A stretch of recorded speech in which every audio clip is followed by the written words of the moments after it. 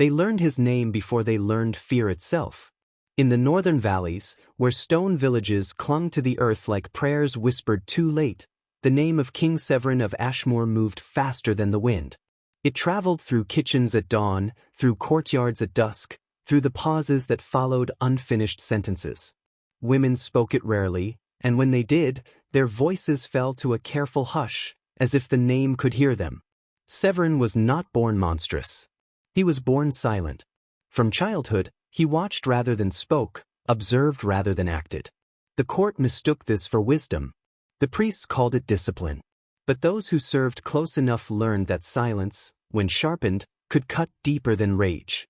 As the years passed and the crown settled onto his brow, that silence hardened into law.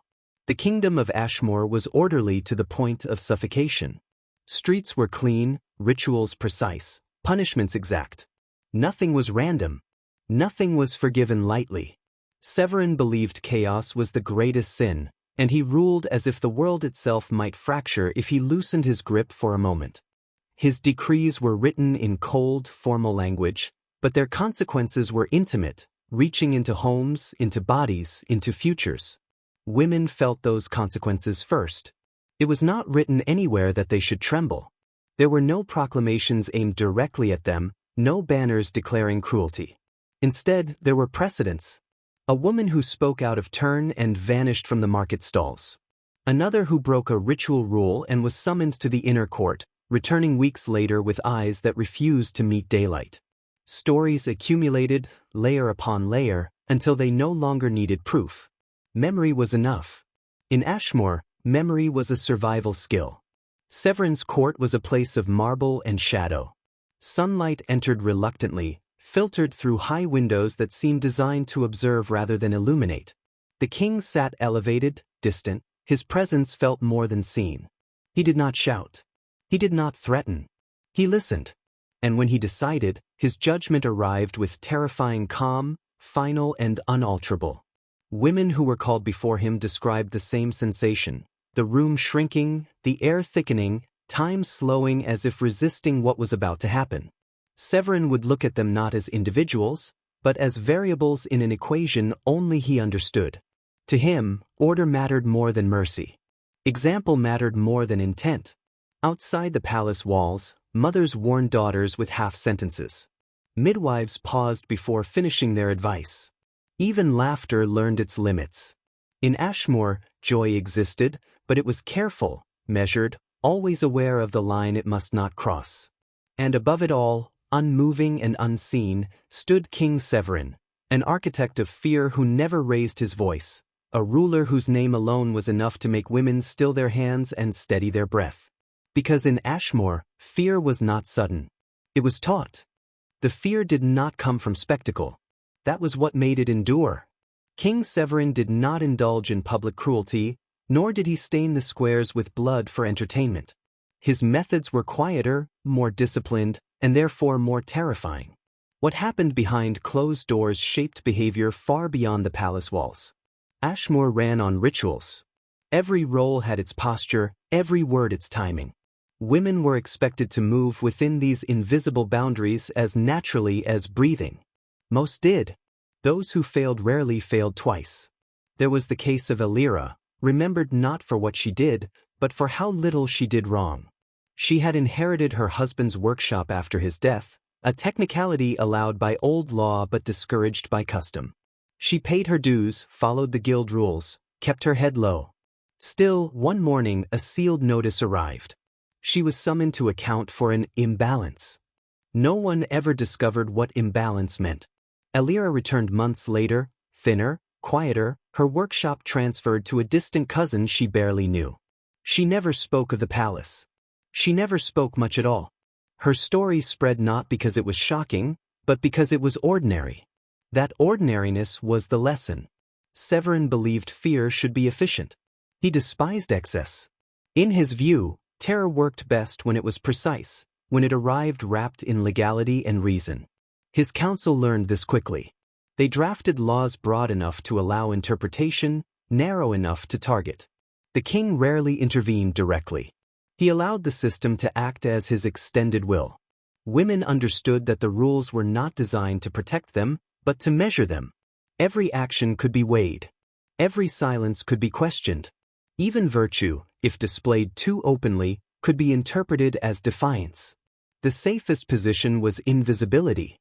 At night, in shared rooms and whispered corners, women traded fragments of information.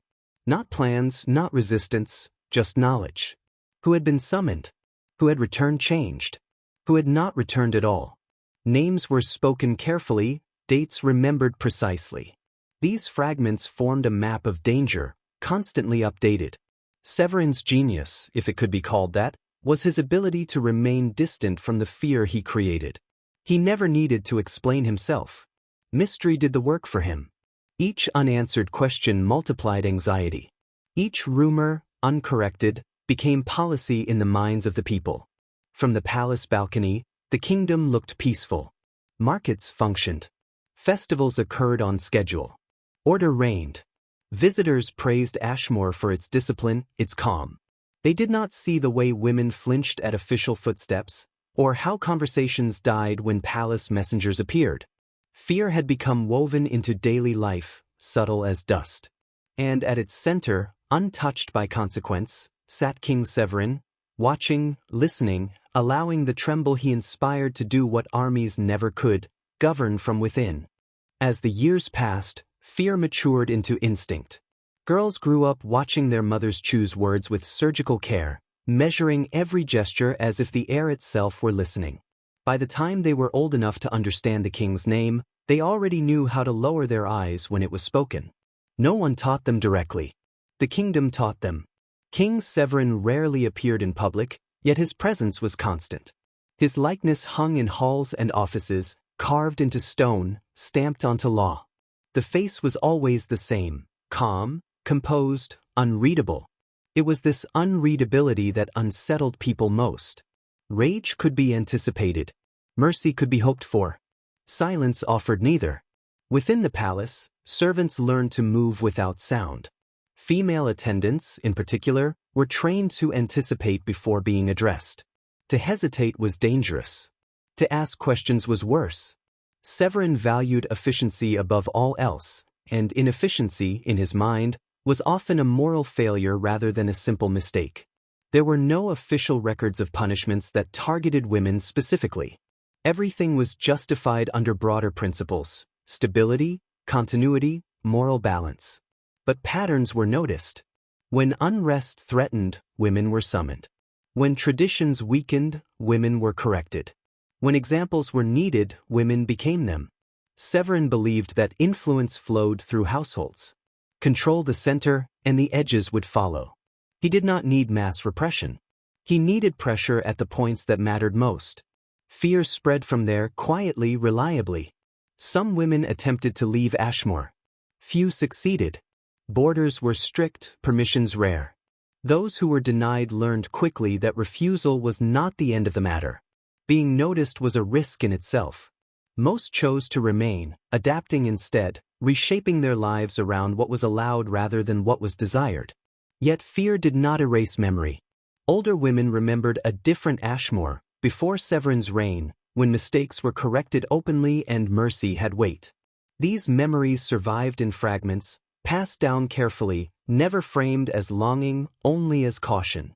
Hope, if named, could be mistaken for dissent. Severin aged slowly, or so it seemed. His appearance barely changed, and his rule felt endless. For women, this permanence was part of the terror. Tyranny that might end could be endured. Tyranny that felt eternal reshaped identity. By the time Severin's name reached the farthest corners of the kingdom, it no longer needed explanation. It carried with it a history of restraint, loss, and silent calculation. To hear it was to remember what had happened to others, and what could happen again.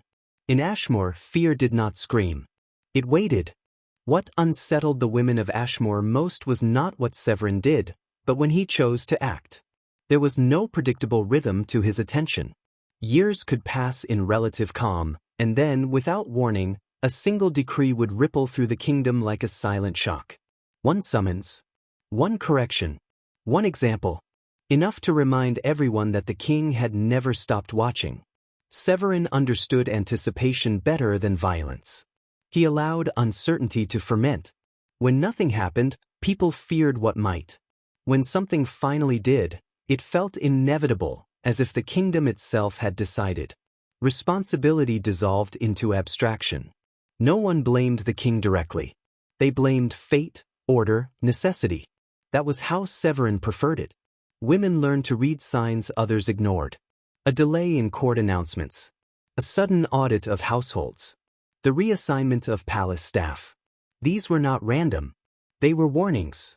By the time an official notice arrived, fear had already done its work. Some women were called not for crimes, but for proximity. A sister of a man who questioned attacks. A wife of a guild leader who hesitated. A daughter whose silence was interpreted as insolence. Severin believed consequence should extend outward, discouraging resistance before it could form. Guilt was flexible. Authority was not. Those summoned rarely described their audience with the king. Not because they were forbidden, but because language failed them. They spoke of his stillness, of the way he listened without interruption, of how decisions were delivered without emotion or justification. There was no argument, no appeal. Once spoken, his words seemed to erase alternatives. For women, this erasure was the true punishment. Futures closed quietly. Paths narrowed. Choices disappeared without announcement. Lives continued, but altered, bent around an absence that could not be named. Inside the palace, Severin remained unchanged. He did not revel in obedience, nor did he appear pleased by fear. To him, both were tools. He believed himself necessary, a stabilizing force in a world inclined toward disorder. If women trembled, it was because trembling kept the structure intact. Outside, the kingdom adapted. Customs shifted. Expectations lowered. Ambitions softened into caution. Women became careful curators of their own invisibility, learning that survival depended less on virtue than on remaining unremarkable. And so the name of King Severin endured, not shouted, not cursed, but carried in the body. In tightened shoulders. In measured steps.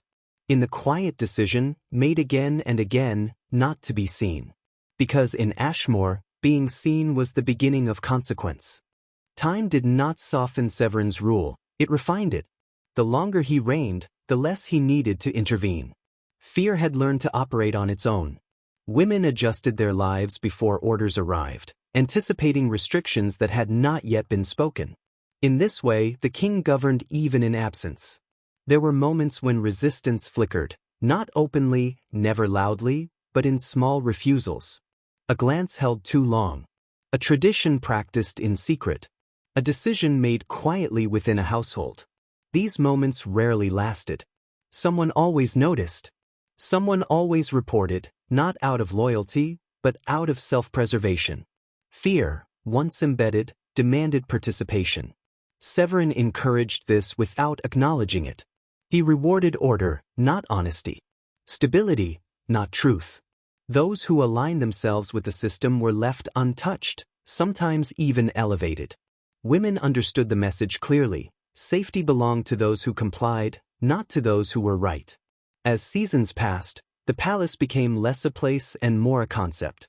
To be within Severin's sight no longer meant standing before him. It meant existing within his framework. His authority extended into homes, shaping how daughters were raised, how marriages were arranged, how futures were imagined. Some women began to forget who they might have been without this constant pressure.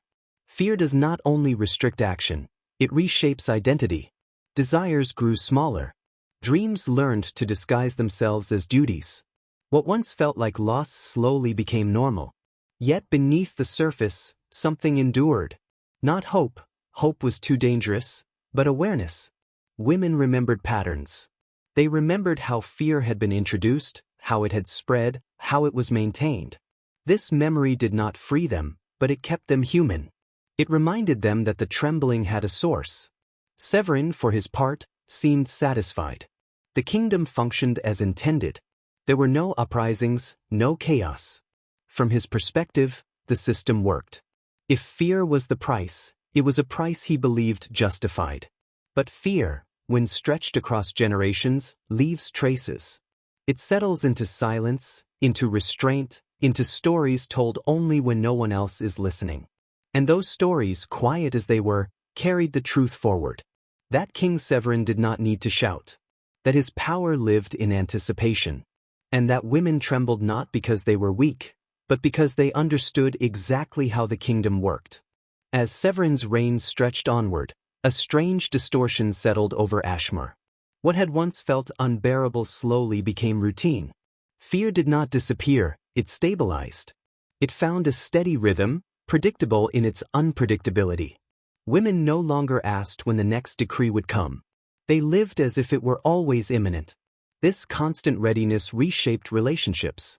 Trust became selective. Friendships stayed shallow. Words were chosen not for honesty, but for safety. Even affection learned restraint. To care too openly was to create vulnerability, and vulnerability invited scrutiny. In Ashmoor, love survived best when it was quiet. Women developed an acute awareness of hierarchy. They sensed shifts in favor before they were announced, felt danger before it was named. This awareness was mistaken by outsiders for submission. In truth, it was adaptation, a form of intelligence born from long exposure to consequence. Severin never acknowledged this transformation. From his vantage point, order had been achieved. The kingdom moved smoothly, like a machine tuned to his specifications. He saw compliance and mistook it for consent, silence and assumed it was peace. But beneath that surface, women carried a different record of his rule. Not written, not spoken publicly, but held in memory and behavior. They remembered how quickly lives could narrow, how a single audience could alter everything, how being summoned did not mean judgment alone, but erasure of alternatives. Some women, growing older, began to prepare the next generation not just to obey, but to endure. They taught caution disguised as etiquette, awareness framed as wisdom, survival presented as virtue. In this way, fear was passed down not as terror, but as knowledge. Severin's name continued to travel through the kingdom unchanged. It no longer caused panic. It caused adjustment. Plans were revised. Paths were avoided. Voices softened. The trembling became subtle, internal, invisible to anyone who did not know where to look. And that was Severin's greatest legacy, not the punishments he ordered, nor the laws he signed, but the way his presence lingered long after action had ceased. In Ashmoor, the king did not need to be present. His shadow was enough. Years melded together in Ashmoor, blending the past and present until the fear that had once struck sharply now hung like a thick fog. It wasn't something people spoke about anymore. It simply existed, woven into the fabric of their lives. When the young grew up in it, they didn't know a time without it. The boundaries Severin had set, subtle yet unyielding, had become second nature. The weight of his influence was not felt in grand displays but in the quiet awareness that one's every move was being watched, even when no eyes were trained on them. Women carried themselves differently, a subtle tension in the way they moved, the way they held their gaze, the way they spoke in rooms where no one else was listening. It wasn't a direct threat anymore. It didn't need to be. It was the certainty that anything could change without warning, that their lives could shift into a darker, narrower space at a moment's notice. To be a woman in Ashmoor was to walk the thin line between obedience and oblivion. Even those outside the palace walls understood the implicit rule. Severin's judgment was absolute, not because it was seen, but because it was expected. No one dared to challenge it openly, and in doing so, the kingdom became a place where no one truly lived freely. Women who had once been vibrant, outspoken, rebellious, had learned the cost of crossing the line. Over time, that energy had dissipated into something quieter, more contained.